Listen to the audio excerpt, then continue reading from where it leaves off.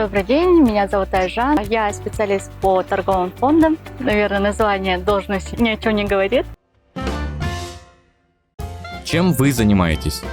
Что такое торговые фонды? Это бюджет организации, который включает в себя расходы и также доходы на маркетинг, рекламные услуги и расходы фото на торговую команду. Что входит в обязанности? В мои обязанности входит составление отчетности. В течение месяца я собираю отчеты, именно расходную часть.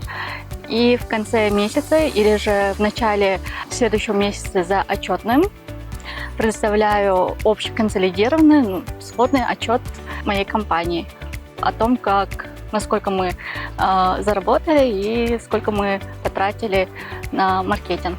Это больше похоже на финансового аналитика, но финансовый аналитик рассчитывает расходы больше компании, а специалист по торговым фондам, он делает расчеты по расходам именно маркетинга, то есть по торговым фондам. Зачем компаниям нужны ваши услуги? Так как моя компания, в которой я работаю, является дистрибьютором, есть определенные другие компании, которые предоставляют нам товар, и для них важна информация о том, сколько мы генерим от продаж и сколько мы затрачиваем ресурсов из того, что сгенерировали. Дистрибьюция – это продажа товара через торговые сети. Почему именно компании нужны специалисты, которые занимаются торговым фондом, то это для того, чтобы понимать, какие убытки есть у компании, и также понимать, сколько он может продать, и в будущем еще спланировать свои доходы и расходы.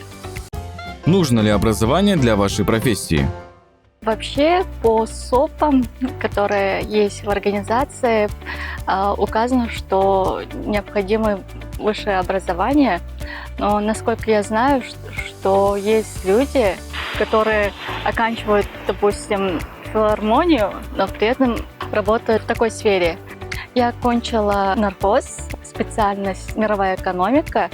И после окончания специальности мировая экономика можно открыть двери в различные сферы.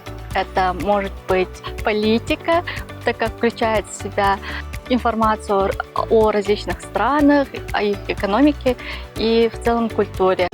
Какие навыки необходимы для работы? Для моей работы первое, наверное, о чем меня спросили, это Excel. Насколько хороши эти данные навыки. И также я считаю, что так как сейчас эпоха цифровизации, то стоит изучать разные программы. Если быть в тренде, то можно сэкономить свое время и также время своего работодателя. Как успешно пройти собеседование? На данную должность я проходила без собеседования, точнее как. Я сначала в компанию пришла как стажер, после стажировки меня приняли в бухгалтерии, и в бухгалтерии после нескольких месяцев работы мне предложили данную должность, так как, возможно, увидели потенциал. Спасибо за просмотр. Идиш от Вайнзер.